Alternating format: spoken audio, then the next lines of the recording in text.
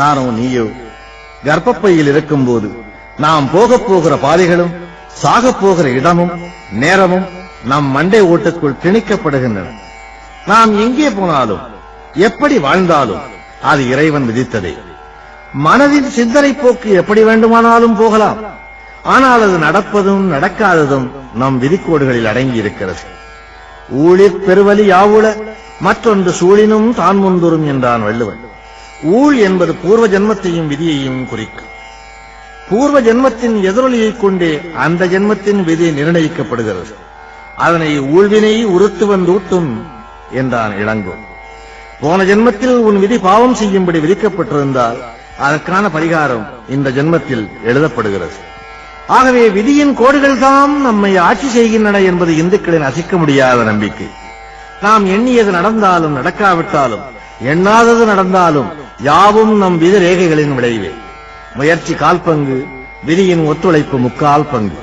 எல்லாவற்றுக்கும் கால நேரம் வர வேண்டும் என்கிறார்களே இந்துக்கள். அதற்கு என்ன காரணம்? இன்ன காரியங்கள் நமக்கு இன்ன காலங்களில் நடக்கும் என்று விதிக்கப்பட்டிருக்கிறது, அவ்வளவுதான். நினைவுகளின் மயக்கத்தை விதி ஒழுங்குபடுத்துகிறது.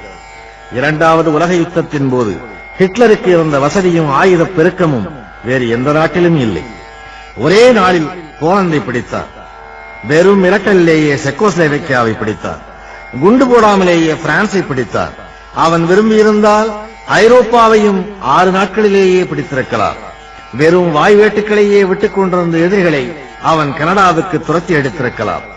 அகில ஐரோப்பாவையும் பிடித்துவிட்டால் உலகத்தில் ஐரோப்பிய நாடுகளுக்கு காலனிகளாக இருந்த ஆசிய, ஆப்பிரிக்க, அரேபிய நாடுகள் அத்தனையும் குண்டு போடாமலேயே அவன் கைக்கு வந்திருக்கும். அமெரிக்கா, சோவியத் யூனியன் இரண்டையும் தவிர மீதி உலகம் அவன் கைக்குள் விழுந்திருக்கும். இது சுலபமாக நடந்திருக்கக்கூடியது. ஆனால் விதி ஹிட்லரின் ஆணவத்தை ஆட்சி புரிந்தது. பிரிட்டனை கோழிக்குஞ்சு என்றவன் கேலி செய்துவிட்டு யானையை சாப்பிட்டால்தான் என் பசி அடங்கும் என்று சோவியத் யூனியனுக்குள் நுழைந்தான். அவனது சவக்குழி அங்கேதான் தோண்டப்படுகிறது என்று விதி சிரித்தது. சோவியத் யூனியனின் பருவ காலத்தில் அவன் சிக்கி சிக்கி இழுபட அமெரிக்காவும் பிரிட்டனும் தங்களை தயார் செய்து கொண்டு விட்டன. எச்சரிக்கையாக இருந்திருந்தால் உலகத்தையே ஆண்டிருக்கக்கூடிய ஹிட்லர் தன் பிணத்தை கூட பிறர் பார்க்க முடியாதபடி இறந்து போனான். உலக வரலாறுகளை கூர்ந்து கவனியுங்கள். விதியை மரியால் வெல்லலாம் என்று சில பேர் பேசுவது உண்டு. வெல்லலாம். அப்படி நீ வென்றுவிட்டால் நீ வெல்லுவாய் என்பதே உன் விதியாக இருந்திருக்கும். அதுதான் முடிவே தவிர அந்த விதியிலே இல்லாத ஒன்று உன் வழியிலே தோன்றியதாக அர்த்தமல்ல. ஒன்று சொல்வேன், யாரையும் எவரையும் எந்த வீட்டையும் எந்த நாட்டையும் சாட்டையில்லா பம்பரம் போல் ஆட்டி வைக்கிறான் இறைவன். இறைவன் என்று ஒருவன் உண்டா இல்லையா என்ற விவாதத்திற்கு வருவதற்கு முன்னால் ஒரு விஷயத்தை உங்களுக்கு நினைவுபடுத்த விரும்புவேன். தெற்கே ஒரு பகுதியில் மழையே இல்லாமல் பூமி காய்ந்து போய் கிடக்கிறது. வடக்கே ஒரு பகுதியில் மழையினாலே வெள்ளக்காடுகள் பெருகி கிராமங்களை அளிக்கிறது. அந்த தண்ணீர் இங்கே வந்தால் இந்த கிராமம் பிழைக்கும். அந்த தண்ணீர் இங்கே வரவில்லையே. பருவத்தாலே ஆண்டவன் 2 பிரிவுகளை உருவாக்குகிறார். மழை இல்லையே என்று எண்ணுகிறவன் அவனை நினைக்க வேண்டும். ஐயோ இவ்வளவு மழையா என்று எண்ணுகிறவனும் அவனை நினைக்க வேண்டும். தண்ணீர் இல்லை, குடிக்க தண்ணீர் இல்லை என்று ஏங்குகிறோம். கடற்கரையில் வாழுகின்ற மக்களும் ஏங்குகிறோம். கடல்லே நிறைய தண்ணீர் இருக்கிறது. கடல் நீரையே குடிநீராக்கி இருக்கலாம் அல்லவா? கடல் நீரே குடிநீராய் கடவுள் படைத்திருந்தால் அடிநீரை தேடி என்ற அரசாங்கம் செலவு செய்யும். கடல்லே தண்ணீரும் இருக்க வேண்டும். அது குடிக்க முடியாமல் உப்பாகவும் இருக்க வேண்டும். மனிதன் அதை பார்த்துக் கொண்டே தண்ணீர் தண்ணீர் என்று ஏங்க வேண்டும். தண்ணீர் இருக்கும் இடத்தை தேட வேண்டும். பூமியை தோண்ட வேண்டும். தோண்டி அந்த தண்ணீரை எடுக்க வேண்டும். ஒரு தண்ணீரை எடுப்பதற்கே ஒரு மனிதன் இவ்வளவு சிரமப்பட வேண்டுமானால் என்னை அடைவதற்கு நீ எவ்வளவு சிரமப்பட வேண்டியிருக்கும் என்று காட்டுவதே ஆண்டவனுடைய படைப்பின் மூல நோக்கமாகும். ஆண்டவனுடைய படைப்பின் ஒவ்வொரு ரகசியத்தையும் புரிந்து கொண்டவர்கள் யாரும் கிடையாது. இந்து மதத்தின் முழு விவரங்களையும் நான் சொல்ல ஆரம்பித்தால் இது போதாது. போதாது என்பது மட்டுமல்ல, எனக்கு ஆயுள் போதாது. சின்ன எறும்பு இவ்வளவு பெரிய மனிதனை கடிக்கிறது. அந்த எறும்பே என் கண்ணுக்கு தெரியவில்லை. அதற்கு 2 பல்லும் இருக்கிறது. இந்த சிருஷ்டி எப்படி உருவானது, யாராலே உருவாக்கப்பட்டது என்று எண்ணும் போது எனக்கு வியப்பு மேலிடுகிறது. வகை வகையான பூச்சிகள், இவற்றை சிருஷ்டித்தவன் யார்? இதற்கு ஒரு மூலம் இருக்க வேண்டும் அல்லவா? இந்த பூச்சியை உண்டாக்கியது முட்டை, அந்த முட்டையை உண்டாக்கியது இன்னொரு பூச்சி என்று பேசிக்கொண்டே போனால் அந்த முதல் பூச்சியை, அந்த முதல் மூலத்தை உண்டாக்கிய மூலம் எது? அதுதான் ஆதி மூலம் என்றான் இந்து. எல்லா மூலத்திற்கும் மூலமாக முளைத்தெழுந்த விதை அதுதான்.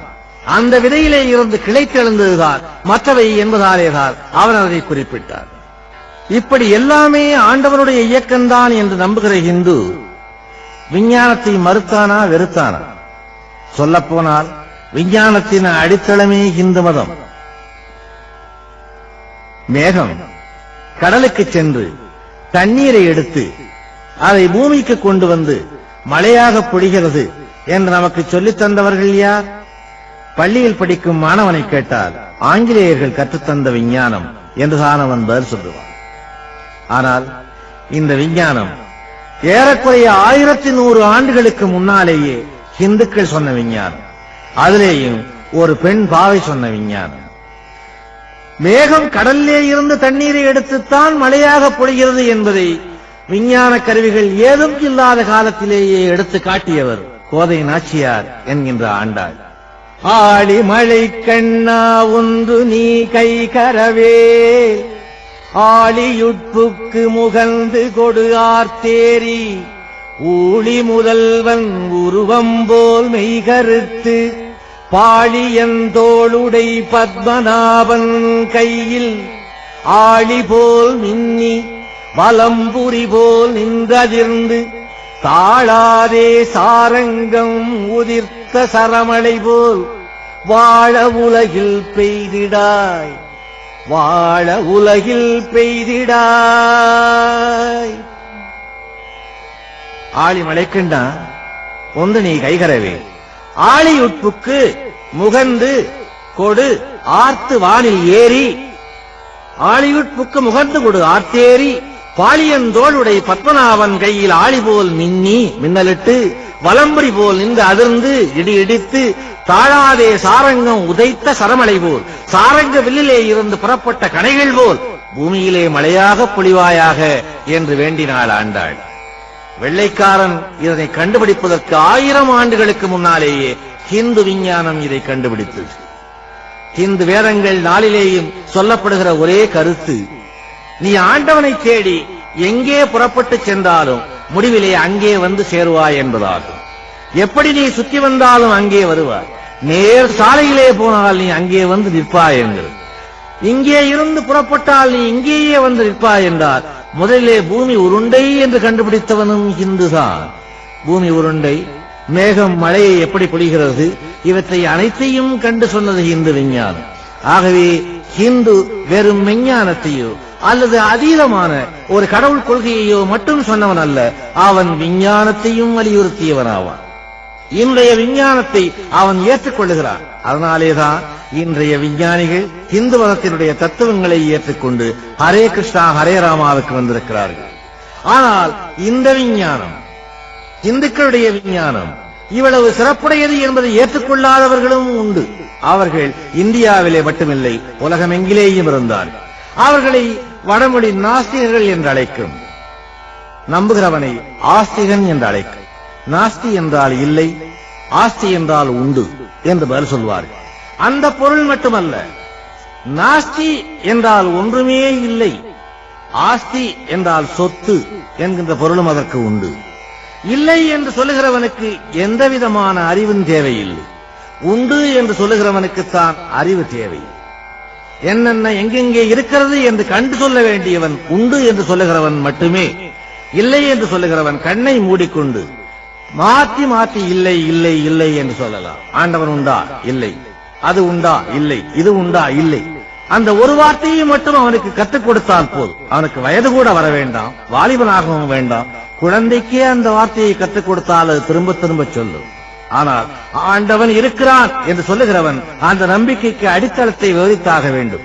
விபூதி பூசுகிறவன் ஏன் பூசுகிறேன் என்பதற்கான காரணத்தை சொல்லியாக வேண்டும். காரணம் இல்லாமல் நான் இதை செய்யவில்லை என்று அவனை நம்ப வைக்க வேண்டும். அவனை மட்டுமல்ல, அவனுடைய மூதாதிகளையும் நம்ப வைக்க வேண்டும், அடுத்த தலைமுறையையும் நம்ப வைக்க வேண்டும். ஆசிரியனுக்கு இருக்கின்ற சிரமம் இதுதான். இந்த சிரமத்தை சுலபப்படுத்தி அர்த்தத்தோடு சொல்லிவிட்டு போறது இந்து மதம் ஒன்றுதான். வேறு எந்த மதத்திலேயும் அர்த்தம் உண்டு. நான் மற்ற மதங்களை பற்றி குறைத்து பேச மாட்டேன். எல்லா மதங்களையும் தன்னுள்ளே ஐக்கியப்படுத்திக் கொண்ட மதம் இந்து மதமாகும். நாஸ்திகனை கூட அந்த மதம் வெறுத்ததில்லை. ஆஸ்திகனை விட அதிகம் தன் பெயரை சொல்லுகிறவன் நாஸ்திகன்தான் என்று ஆண்டவனே ஒரு இடத்தில் கூறியிருக்கிறார். அதனாலே நாஸ்திகன்தான் என்னுடைய முதல் பக்தன் என்று அவனையும் அரவணைத்துக் கொள்ளுகிறது இந்து மதம். அவனையும் வெளியே அனுப்புவதாக இல்லை. என்னுடைய மதத்தின் ஒரு கிளைதான் மற்ற மதம் என்று சொல்லி அதையும் அரவணைத்துக் கொள்ளுகிறது. இந்து மதம் யாரையும் கைவிட்டு விட்டு தன்னை வெறுப்பவனை கூட விட்டுவிட்டு ஓட முயன்றதே இல்லை. நீ இந்து மதத்தை வெறுக்கிறாயா? நீ அதை விரும்புகிற வரையிலே இந்து மதம் உன்னை தொடர்ந்தே வரும். நீ இந்து மதத்தை விரும்புகிறாயா? உன்னை அது சோதிக்கும். ஏன் சோதிக்கும் என்றால், நீ விரும்புவது உண்மையா என்பதை தெரிந்து கொள்ள. வெறுக்கிறவன் வெறுப்பது உண்மையாகத்தான் இருக்க முடியும். விரும்புகிறவன் மீதுதான் சந்தேகம் வரும். ஏன் ஆண்டவன் பக்தனுக்கே அதிகம் சோதனைகளை வழங்குகிறான்? இவள் உண்மையானவனா என்று கண்டுகொள்ள விரும்புகிறான். எவளை நீ காதலிக்கிறாயோ அவளைத்தான் அதிகம் சந்தேகிப்பாய். எவளை நீ மனைவியாக ஏற்றுக்கொண்டிருக்கிறாயோ அவள் சிரித்தால்தான் உனக்கு சந்தேகம் வரும். வேறு எந்த பெண் சிரித்தாலும் சந்தேகம் வராது. நீ உண்மையான பக்தனாக இருந்தால் அவன் சோதனை மேல் சோதனை தொடர்ந்து தந்து கொண்டே இருப்பார். அந்த சோதனைகளுக்கு அஞ்சாமல் நீ தொடர்ந்து போனால் கடைசியில் ஆண்டவன் தன் முகத்தை உனக்கு காட்டுவான். பிள்ளைக்கறி சமைத்த கதை போன்ற கதைகளை விட்டுவிட்டு வாழ்க்கை தத்துவத்துக்கே வந்து ஆண்டவனை நீ பின்தொடர்ந்து பார்த்தால் கஷ்ட நஷ்டங்கள் முழுவதிலேயும் அவன் அவ்வப்போது கண்ணுக்கு தெரிய மாட்டான். கடைசியாக ஒரு கட்டத்தில் நான் இருக்கிறேன் என்று அவன் காட்டுவான். என் வாழ்நாளிலே நான் அதை கண்டிருக்கிறேன். நான் நாஸ்திகனாக இருந்தவன் ஆஸ்திகனாக மாறினேன். எப்படி மாறினேன் என்றால், ஆண்டவன் என்னை சோதிக்கவில்லை, நானே என்னை சோதித்துக் கொண்டேன். சோதித்த துன்பங்களின் மூலமாக ஆண்டவனை உணர்ந்தேன். ஆண்டவன் மேலும் சோதித்தார். ஏற்கனவே இந்த சோதனையில் எனக்கு ஒரு பக்குவம் இருந்த காரணத்தாலே சிக்கன பிடித்தேன், தேவனே உன்னை செய்வதொன்று இனி அறியேனே என்று பின்னாலே தொடர்ந்தேன். இன்று எனக்கு ஒரு தைரியம் இருக்கிறது, நிம்மதி இருக்கிறது, துணிச்சல் இருக்கிறது. மரணத்தை பற்றிய பயம் அற்றுப் போய்விட்டது. மரணத்தின் பின்னாலே மோட்சமோ நரகமோ எங்கே போனாலும் கூட கண்ணன் துணை இருப்பான் என்ற நம்பிக்கை பிறக்கிறது. நம்பிக்கை நம்பிக்கை ஒரு ஹிந்துவுக்கு கடைசி வரை கை கொடுப்பது அதுதான். ஸ்ரீ கிருஷ்ணார்ப்பணம். என்போலும் தீனரை இன்புறக் காத்து நீ எந்நாளும் வாழ்ந்தருள் அருணாச்சலா.